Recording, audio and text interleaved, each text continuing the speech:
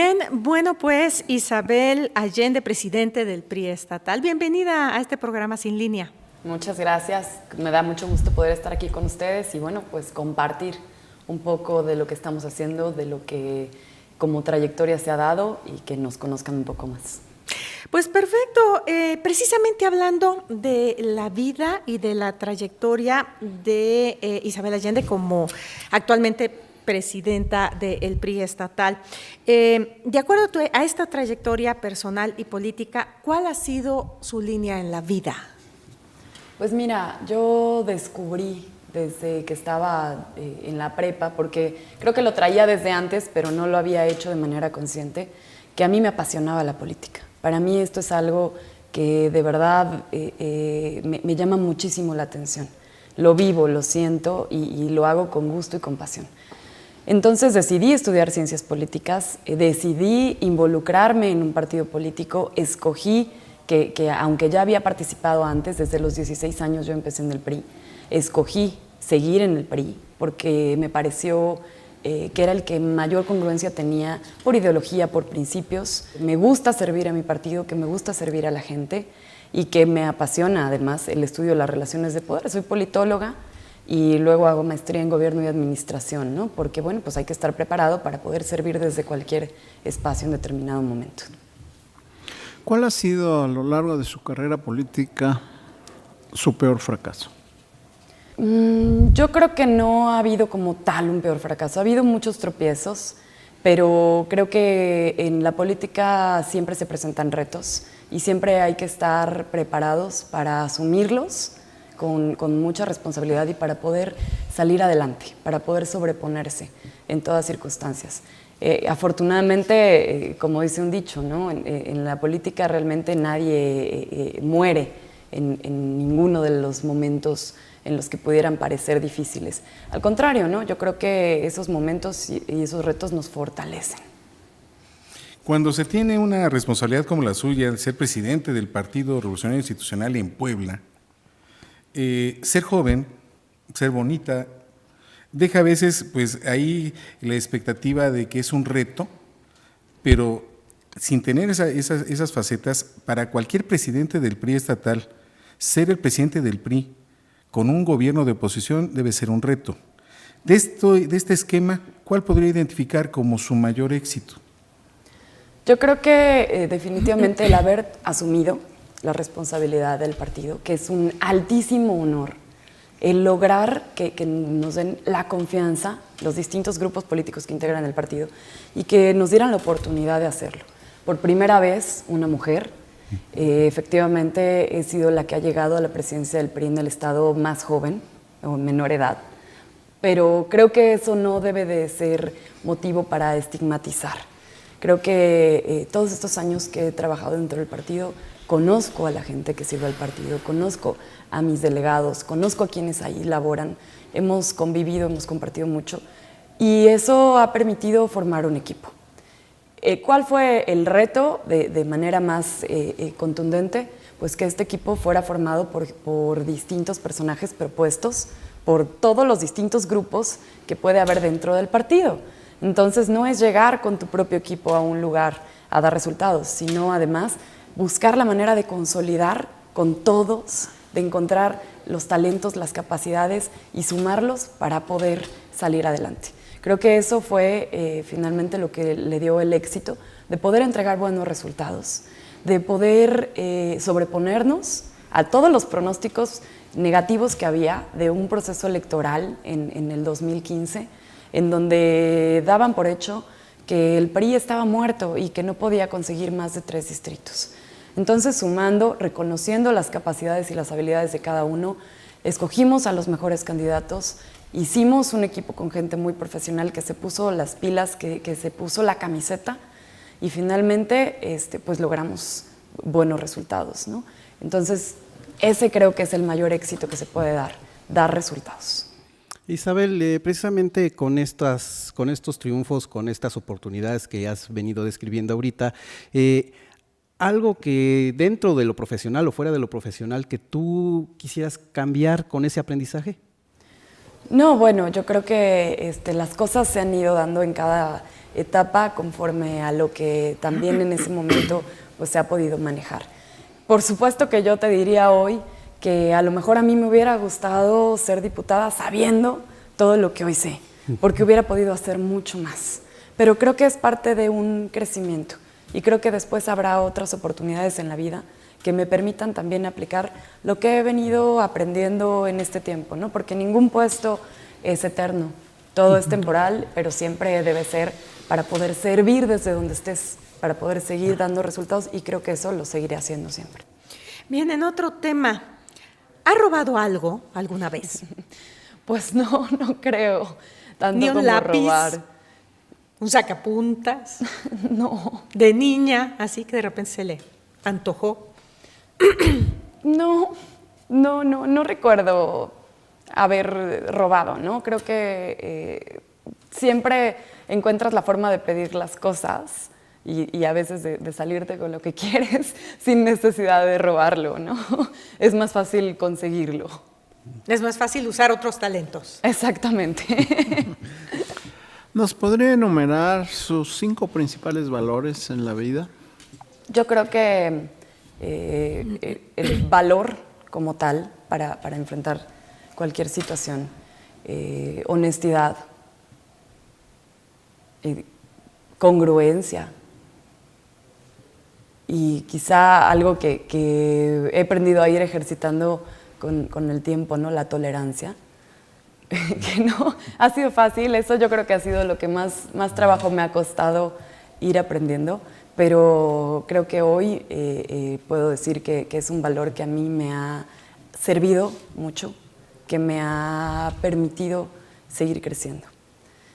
La perseverancia, ¿no? Por decirlo de alguna manera. Bien. Si usted fuera de una tendencia homosexual, ¿se atrevería a manifestarlo, a decirlo, o saldría del closet? Yo creo que hay que ser congruentes en la vida. Yo creo que sí lo haría. Efectivamente, hoy estamos en un momento social en donde las cosas deben ser más abiertas, más claras. Y si uno espera tener credibilidad, pues tiene que tener congruencia también, ¿no? La gente se da cuenta finalmente. Si tú estás haciendo algo, estás fingiendo algo que no eres, o estás tratando de aparentar de alguna manera una cuestión en la que ni siquiera tú crees, pues tarde o temprano la verdad se descubre y en tu propio lenguaje, en tus propias actitudes, es muy evidente. Isabel, ¿hay algo de lo que te arrepientes? Pues quizá en algunos momentos de dejar pasar oportunidades que a lo mejor podrían haber redituado mucho más, ¿no? Creo que estoy satisfecha con lo que he hecho, estoy agradecida por lo que me ha tocado vivir. Y bueno, a lo mejor ya me he vuelto muy intensa en la cuestión del trabajo, ¿no? Pero creo que podría, por ejemplo, como diputada, podría haber hecho más. Sin embargo, pues faltaba un poco la experiencia, ¿no? Ojalá la vida me dé la oportunidad de restituir un poco en ese sentido con lo que hoy he aprendido.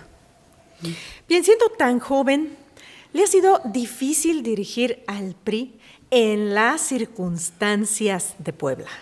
Sí, claro que ha sido difícil. Claro que ha sido difícil.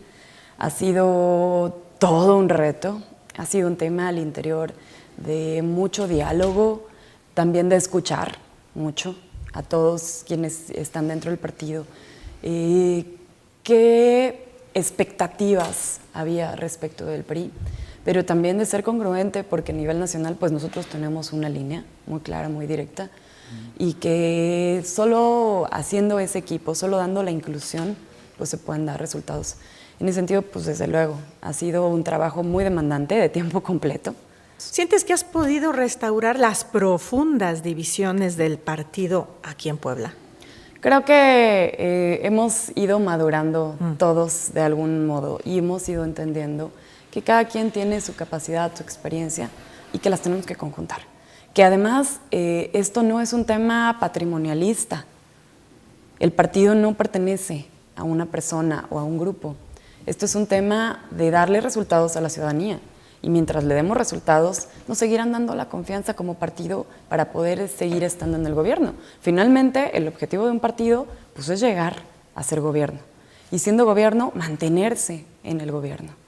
Entonces ahí ha sido un ejercicio complejo, porque además creo que había sido una herramienta de los contrarios, fomentar esa desconfianza Claro. y esa división. Estamos haciendo política, no estamos haciendo telenovelas.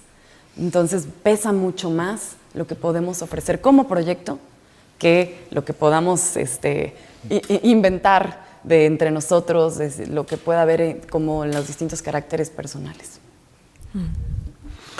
Ahora está de moda la equidad de género, incluso se ha legislado. Hay dos situaciones muy especiales. En las cámaras se habla ya de 50% y 50%. A veces no llegan las mejores. Ya vienen los ayuntamientos también. ¿Llegan los mejores, los que saben legislar? ¿Cómo ve todo esto? Bueno, la democracia, pues uno tiene la posibilidad, el votante, el elector tiene la posibilidad de elegir a quien sea de su preferencia. Y a veces efectivamente prefiere elegir al más simpático o prefiere elegir al más cercano, no necesariamente al más preparado. Ese ha sido, yo creo que siempre un dilema que hemos tenido como políticos. ¿Qué es lo que como partido nosotros sí podemos hacer para tener un poco de responsabilidad? Sí podemos darle capacitación, darle herramientas, darle la oportunidad a quienes militan dentro del partido y quieren ocupar un cargo público de que se preparen para dar buenos resultados cuando así lo hagan. Obviamente tiene usted un sesgo. La pregunta pareciera como que ya sabemos la respuesta, pero lo importante es saber su reflexión. ¿Puebla estaba mejor antes de que gobernara el PAN? Yo creo que la gente, los poblanos, lo que quieren es una mejoría en su calidad de vida. A lo mejor puedes decir, es que hoy Puebla, la ciudad de Puebla, se ve más bonita porque todos los hospitales tienen colores homogéneos, porque los parques tienen unas rejas muy bonitas, ¿no? A lo mejor se ve más bonita, pero los poblanos no tienen mejores servicios. Los poblanos no tenemos acceso a oportunidades que nos permitan mejorar realmente nuestra calidad de vida. Los poblanos no tenemos acceso a programas sociales, como antes lo sabía. Y bueno, eso solo por mencionar algunos aspectos, independientemente de cómo queramos acomodar las cifras, porque este gobierno se ha vuelto experto en acomodar las cifras para generar percepción, pues la realidad es que somos el cuarto estado hoy más pobre del país. Somos ya, o nos caímos más de 10 lugares en la gráfica en el tema de seguridad. Hace unos días teníamos un foro, precisamente el tema de seguridad, y cuando estábamos hablando de lo que dicen las cifras, comentábamos que en Puebla hay 3 colonias que están entre las de mayor incidencia delictiva en cuanto a asaltos en el país.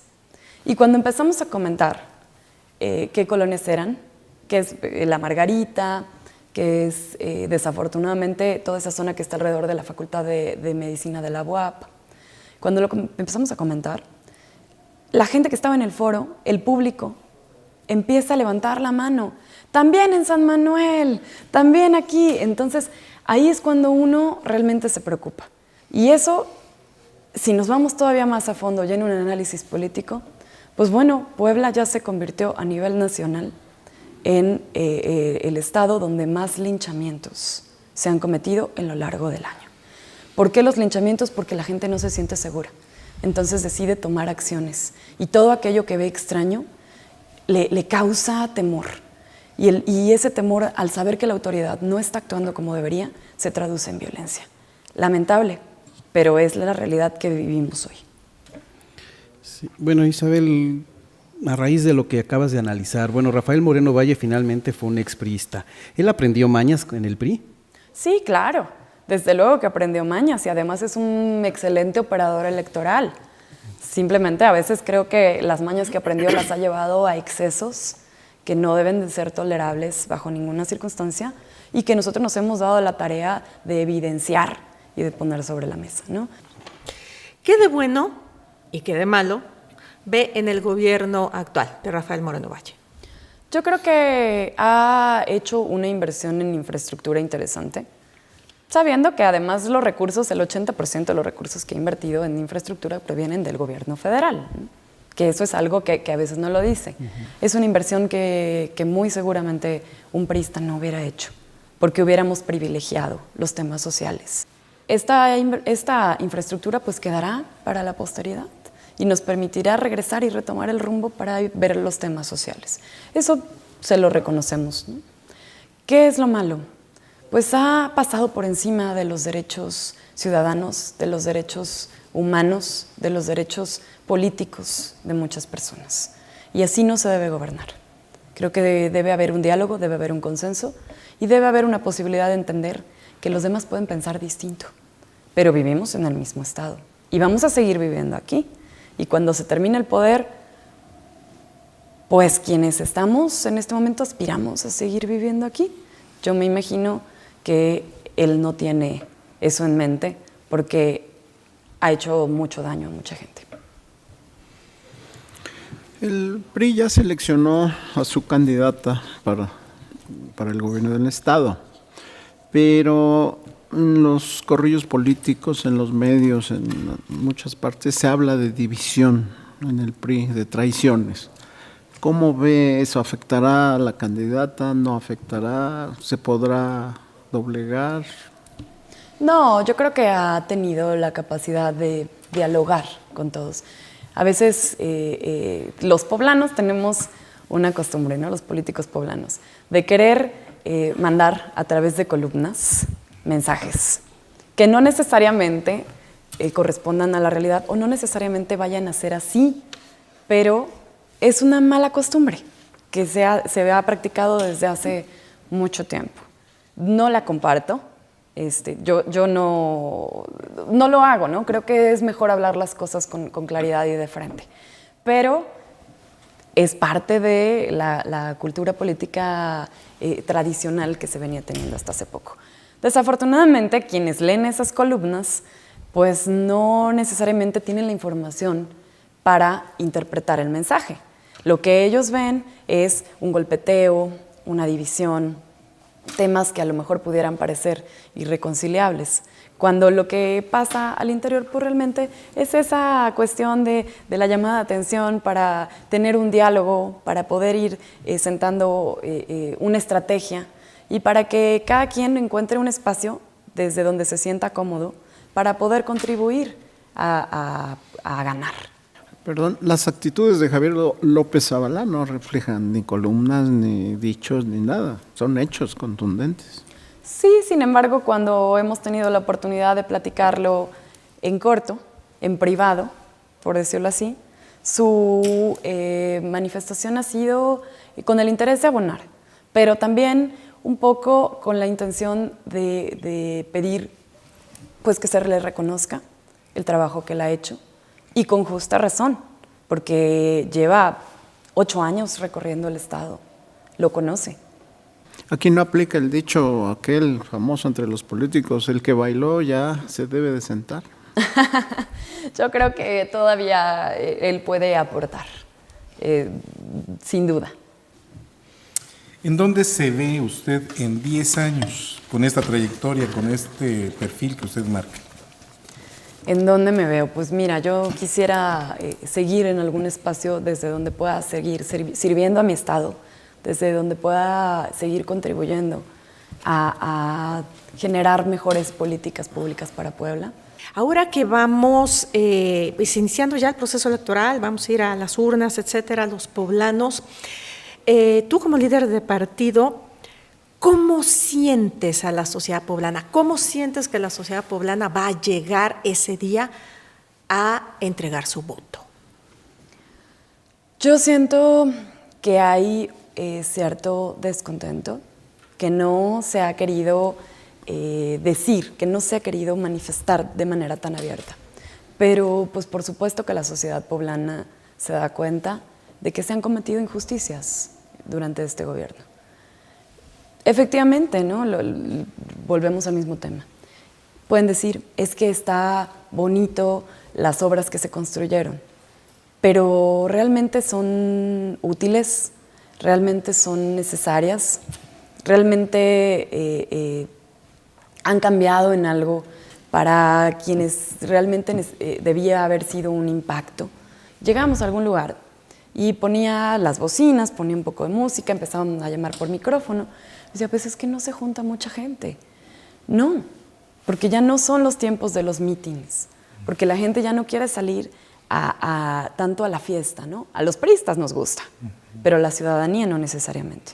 Pero cuando empezamos a caminar, empezamos a encontrar quejas y nos decían, ahora ya no pasa el microbús por aquí, tengo que caminar 4 o 5 cuadras para poder ir a mi trabajo.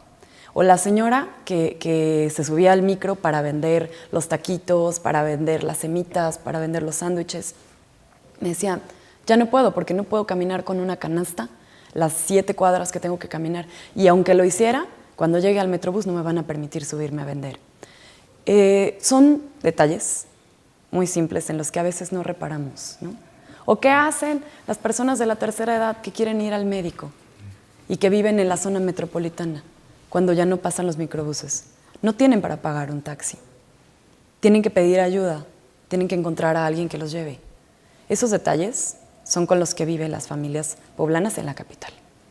Y con lo que viven las familias poblanas en el interior del estado, que el 80% vive del campo, pues se encuentra con que no hay programas que le permitan mejorar sus condiciones. ¿Cómo sentimos a la sociedad poblana? Molesta. Entonces entender que lo que no debemos hacer nunca es distanciarnos de la gente, es escucharlos y es ir atendiendo estas demandas para poder mantener finalmente la gobernabilidad y para poder hacer de Puebla el estado que nosotros anhelamos que sea. Creemos que nos van a volver a dar su confianza y que no la vamos a defraudar. Bien, vámonos a las preguntas de reacción. Y danos, por favor, tu respuesta corta de lo que pienses con respecto a la pregunta. Políticos chapulines. Bueno, es una condición de oportunidad que se puede presentar para algunos, sin embargo, también genera falta de credibilidad. Infidelidad. No, yo creo que eso es una cuestión de incongruencia, ¿no? Creo que hay que ser honestos en todo momento y que la fidelidad pues va más allá de un concepto como tal, tiene que ir ligado con la honestidad y la congruencia. La corrupción. Uy, es un mal del sistema en sí, no es del país, es del sistema. Y son cuestiones que ahí sí no podría ser una respuesta corta, ¿no? Es un análisis muy profundo que hay que hacer, pero que se tiene que empezar a erradicar desde uno mismo, por convicción y con las propias acciones. Poder.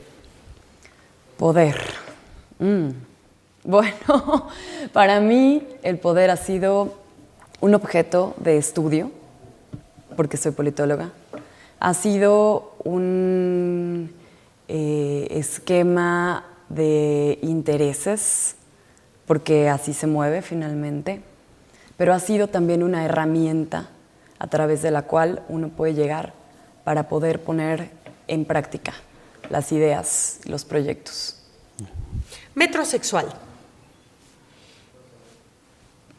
Una palabra que se ha inventado hoy para poder justificar en algunos personajes, ¿no? que tengan acciones que antes se calificaban como únicamente femeninas. Traición. Traición. Eso es complejo. Traición. Pues bueno, algo que desafortunadamente por la condición humana a veces puede estar presente en la mente de cualquiera, ¿no? Pero que debe anteponerse los intereses de equipo, los intereses de grupo. Lo imperdonable.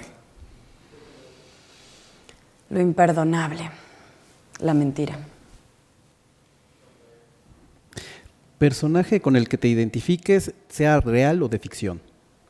Yo te puedo decir que para mí alguien de quien he aprendido mucho y que me ha permitido además hacerlo ha sido mi presidente Manlio Fabio Beltrones. en gran medida te puedo decir que sí siento esa identidad, ¿no? Con él, porque es un hombre congruente, es un hombre honesto, es un hombre muy, muy claro, que sabe hacia dónde quiere ir.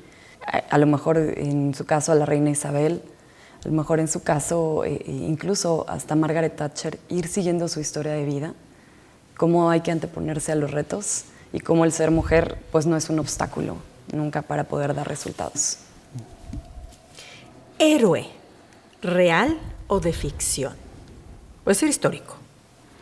Mira, superhéroes, a lo mejor te podría decir que me gusta Batman, porque es real, hasta cierto punto, ¿no? Evidentemente una persona no podría hacer lo que, una persona normal no podría hacer lo que él hace, pero es mucho más real, es mucho más congruente y es un tema de que a lo mejor no siempre tiene que ser bueno, pero sabe que lo hace con un objetivo y que lo hace para bien. Y al final, ¿cuál sería su antihéroe real o de ficción? Hay muchos. Yo creo que reales hay mucho más, ¿no? ¿Quién pudiera ser un antihéroe? Pues a lo mejor López Obrador, que para muchas personas les parece un héroe.